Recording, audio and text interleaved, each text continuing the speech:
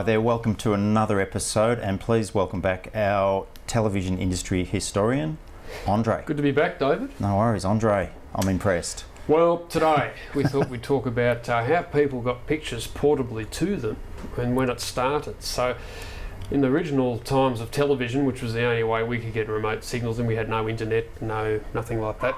So how do you get a picture to somebody? So of course the TV set was invented, as we know. That brought pictures into your lounge room, but then when you're on the go, there was no other way of doing it. So the portable TV set arrived. Now around about the late 50s, early 60s, a lot of the Japanese companies and some other companies also in other parts of the world were experimenting with small portable CRTs. So Sony came out with this in the early 60s, and Sharp also came out with this particular one in about the early 60s as well. Now they're only black and white TVs, but this was quite remarkable that you could pick up a TV picture remotely. So why did you think they manufactured these? Was it possibly out of Japan, people living in smaller places, or was it a second TV for the bedroom or the kitchen bench? I remember there used to be marketing, people had these on the benches, I think. Yeah, I think it was a gimmick, people had to have the latest and greatest thing. It was an absolute achievement to get something that size that didn't have valves in it, because you've got to remember the TV set still had valves which got very hot, they were very clunky, heavy, and to have something that was that small and portable is amazing. Even though the CRT is like a giant valve itself, it was still incredible that it could be made into something like this. And were these affordable? Oh no, they would have been pretty expensive. Yeah. Like this would have been probably about $1,800 in our money today to buy that back in the 1960s. So it was a lot of money. That was probably, £300 or something like that. There's a rough estimate. Yeah. And so have you collected most of these? Well, these have been collections for over many years. Yeah. People have disregarded them. Bear in mind that none of them will work now because the analogue TV system is kaput, no more. So today we've got them running on an RF converter, which is doing a reasonable job trying to run them all. So with your business, Vidfilm, have any of these, we've talked about in the past that some of your old TV equipment gets hired out to TV shows, period dramas and things. Have any of these things? Yeah, a couple of them have been out in different shows, so keep watching. You might discover them in the background. But anyhow, I'll sort of quickly explain what we've got here. We've got, as I mentioned earlier, these are early 60s, so these are sort of very early portable ones. There was some made in the 50s, but they were still valve driven and required lots of batteries. And just a question, so UHF hadn't kicked in at this point? These are all VHF? Not in Australia? Not really, no, not here, no, we were just VHF, because we'd only been, in the time that these would have been came along, television would have only been going in Australia 5, 6, 7 years at the most, so it was pretty new, so there was no colour or anything like that. But so sort of from that, it was getting into the 60s, and then in the later 60s, this particular set here would have been inspired by the man on the moon. Okay. Because if you have a look, it's like a space helmet. Yeah. And these were quite a popular thing, and now today, they're very sought after, and they bring in a lot of money, and they came in various sort of colours like orange and red and blue, and this is a white one. I think I remember seeing one of those in Brashes up at the White Horse Plaza in the 1970s. But I didn't think I thought the black dome, it wasn't actually a really great way of watching TV. I thought it was more gimmicky than... No, it was an absolute gimmick, and if you have a look at the ad that you've put up there, you can see how it's inspired by a spaceman's helmet, and of course late 60s, it was all about the man on the moon and everything, so that was the perfect thing to bring out at the time, so obviously that inspired the manufacturer. So what era are we talking? Late 60s? Late 60s, okay. Yeah. But I remember these in the 70s, would that be right? Yeah, well they went for a few years, they were very popular, they sort of like were quite an innovative sort of thing at the time. And did they ever do a colour version of this, or was that the space thing was sort of over? The space thing was over, and that was sort of it. But they have appeared in a few retro movies around the world, so they're pretty well known for what they are. And instead of sort of following from that, you got into other TV sets. This is a pop-up one. Wow. And this was another way of trying to keep things compact, and again very gimmicky. We might get a picture on that in a minute when it warms up. They were the days. Yeah. So all this stuff's out of Japan, right? All this stuff.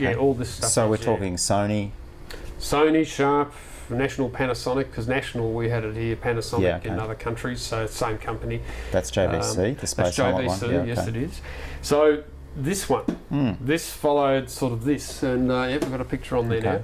So this is one that you may be familiar with, and it was very portable. Well, back in the day, sorry, that's the advertising brochure for that one. That is correct, yeah. So you can see. Our slideshow here. Now, we used to use these, something similar to this, in for live crosses for the morning for the Today Show. Yes, and I used to do the same thing. And here's just a wide shot. I just snapped this. It's not particularly well composed or anything, but it still tells a story. And I've zoomed in, and if you can see on the ground, next to the old tube camera, is a small black and white TV, very similar to that one. And of course, because of the analog signal, the transmission, there wasn't much delay, and we actually used to have to sort of hold that just off.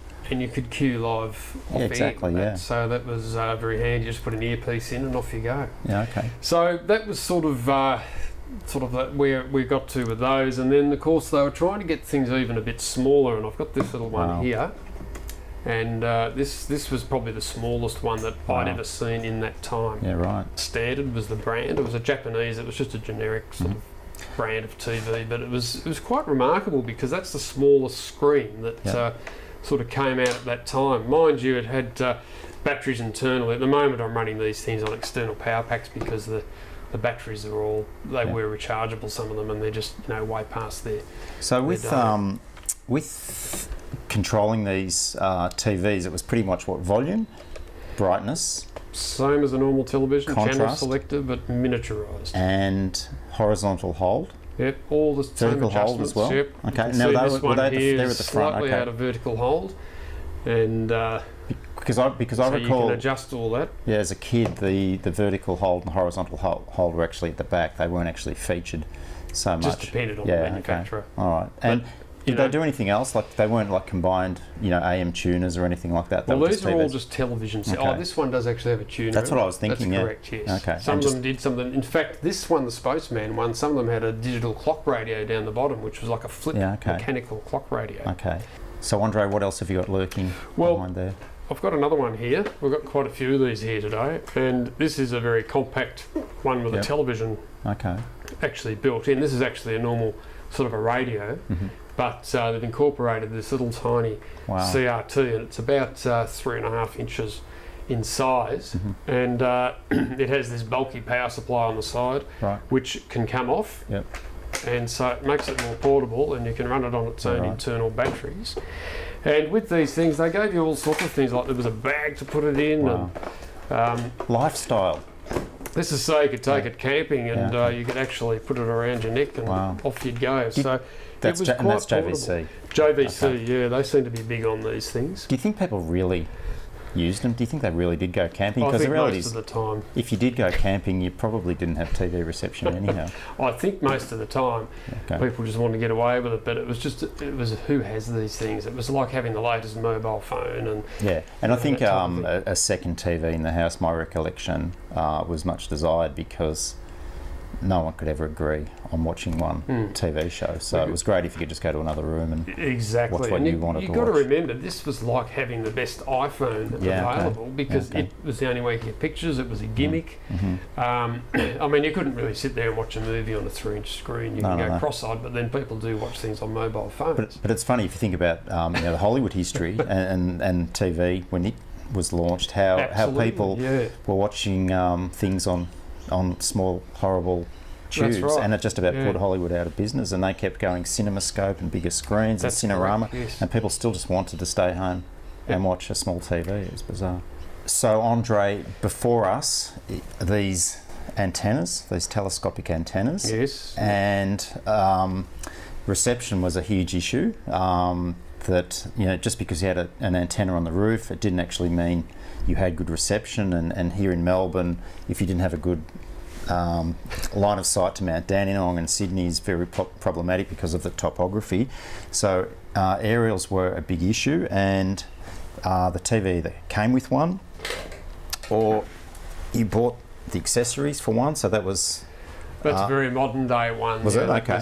That was a way of trying to get the signal in. Probably start to use that for digital almost. Okay, and then, but what happened with these? They often broke.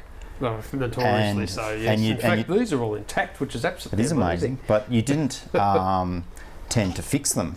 And so what we had as a solution was... the dreaded coat hanger. The coat hanger, some 300 ohm ribbon wire, aerial wire, and a peg, and we would just concoct ways of getting a better signal. And I remember one particularly when the aerial broke. You'd just break off, or if there was one part of the aerial still there, you would just straighten up the coat hanger and stick it in, and then sort of turn it around and sticky tape it in the right direction. We might have to do that on one of these a little bit later. We might have an example of that. But I think people our area will probably identify with that. So yes, absolutely. All right. Well, look, we'll call it quits here. We'll call this part 1. Yep. Because we've got another batch of TVs. So we'll call this part 1, and we will come back for part 2 in the next episode of Camera Peeps.